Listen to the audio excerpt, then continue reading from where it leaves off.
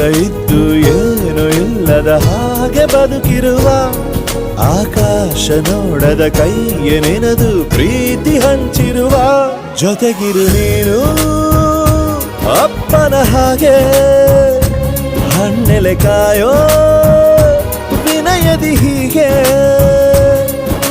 ನಿನ್ನನು ಪಡೆದ ನಾವು ಪುನೀತ ಬಾಳು ನಗು ನಗುತ್ತಾ ಬೊಂಬೆ ಹೇಳುತ್ತೈತೆ ಮತ್ತೆ ಹೇಳುತ್ತೈತೆ ನೀನೇ ರಾಜಕುಮಾರ.